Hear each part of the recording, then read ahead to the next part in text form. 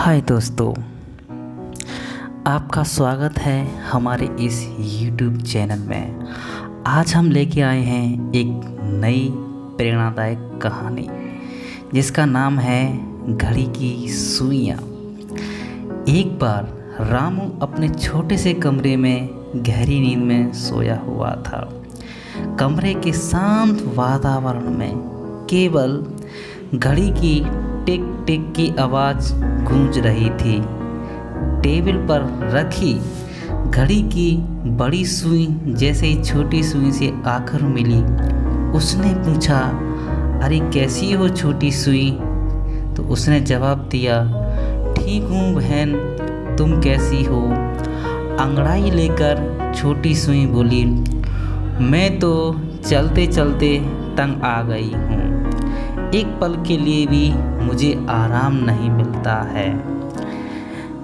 एक ही दायरे में घूमते घूमते मैं तो अब ऊब गई हूँ और परेशान हो गई हूँ। रामू का कुत्ता तक सो रहा है मगर हमें आराम नहीं। तुम ठीक कहती हो बहन। रामू को देखो, वह भी कैसे घोड़े बेचकर सो रहा है। खुद को सुबह उठाने का काम तक हमें सौंप रखा है। सुबह 5 बजे जब अलार्म बजाएंगे तब कहीं जाकर वह उठेगा। क्या फ़ायदा ऐसी ज़िंदगी से? हाँ बहन, क्यों ना हम भी चलना बंद कर दें। बड़ी सुई ने अपना सुझाव दिया। छोटी सुई को भी बड़ी सुई का यह सुझाव पसंद आ गया और दोनों चुपचाप जहाँ की तहाँ ठहर गईं। सुबह जब रामू की आंख खुल गई तो कमरे में धूप देखकर वह चौंक उठा। टेबल पर रखी घड़ी की ओर देखा तो उसमें अभी तक 2 ही बज रहे थे। रामू घबरा कर बोला, ओह, आज तो इस घड़ी ने मुझे धोखा दे दिया। कितनी देर हो गई मुझे उठने में, अब मैं क्या करूं? अब कैसे पढ़ाई पूरी होगी? घड़ी को कोसता हुआ रामू कुछ ही देर में कमरे से बाहर चला गया। उसे इस तरह बड़बड़ाता और परेशान और गुस्से के कारण कमरे से बाहर जाता देख छोटी सुई हंसकर बोली, आज पता चलेगा बच्चों को हमारा महत्व क्या है। रामू के पिता ने जब घड़ी को बंद देखा तो वे उसे उठाकर घड़ी ठीक करवाने वाले के पास ले गए। घड़ी ठीक करने वाले ने उसे खोलकर उसके अंदर से बारीकी से उसका निरीक्षण किया, लेकिन उसे कुछ समझ नहीं आया और कुछ देर तक घड़ी को सही करने के प्रयास के बाद वह रामू के पिता से बोला, श्रीमान जी, इस घड़ी में खराबी तो कोई नज़र नहीं आ रही है मुझे। शायद बहुत पुरानी हो गई है, अब आप इसे आराम करने दीजिए। रामू के पिता उसे वापस घर ले आए और उन्होंने उसे कबाड़े के बक्से में डाल दिया।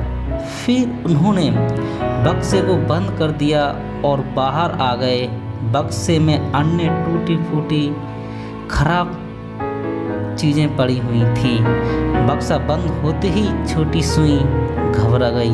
वह बोली, बहन, यह हम कहाँ आ गए? यहाँ तो बहुत ही अंधेरा है। अरे, मेरा तो दम ही घुट रहा है। बड़ी सुई कराते हुए बोली, ये किस खेत खाने में हम आ गए हैं? कोई हमें खुली हवा में ले जाए। किंतु उनकी बातों को सुनने वाला वहाँ पर कोई नहीं था। अब दोनों को वह समय याद आ रहा था जब वे राजू के खुले हवादार कमरे में टेबल पर बिछे मेज पोस्ट के ऊपर शान से इतराया करती थी। पास ही गुलदस्ते में ताज़े फूल सजे होते थे। चलते रहने के कारण उनके शरीर में चुस्ती फुर्ती बनी रहती थी, लेकिन कितनी कद्र भी और उनकी कद्र भी बहुत ही होती थी।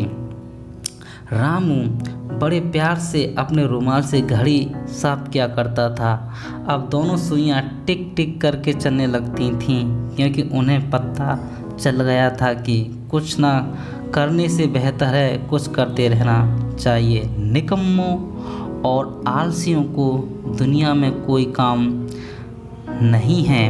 अब दोनों अपने किए पर पछता रही थीं और इस आशा में चल रही थीं कि शायद कोई इधर आए, हमारी टिक टिक की आवाज़ सुने और हमें इस कैद से निकाल कर फिर से मेज़ पर सजा करके रख दे। तो देखिए दोस्तों, हम इस कहानी से हम सीखते हैं कि चलना ही ज़िंदगी है, यानी जब तक आप क्रियाशील हैं तभी तक आपकी उपयोगिता बनी हुई है, तभी आपका जीवन सफल माना जाता है और स्वयं भी आपको उस जीवन का आनंद आएगा जिस प्रकार घड़ी की सुइयां बंद हो गई थीं। उनके मालिक ने उन्हें व्यर्थ समझकर एक बक्से में बंद कर दिया और फिर वे अपनी करनी पर बहुत ही पछता रही थीं। अतः किसी को भी अपने जीवन को स्थिर नहीं रखना चाहिए और हमेशा कुछ ना कुछ कार्य करते रहना चाहिए। अगर ये दोस्तों मेरी ये कहानी आपको कैसी लगी, अपने विचार ज़रूर कमेंट्स बॉक्स में ज़रूर रखें। अगर ये वीडियो आपको पसंद आई है तो इसे लाइक करें, शेयर करें और अभी तक आपने हमारे चैनल को सब्सक्राइब नहीं किया है तो सब्सक्राइब करना ना भूलें। परमेश्वर आप सभी को आशीष दे। धन्यवाद।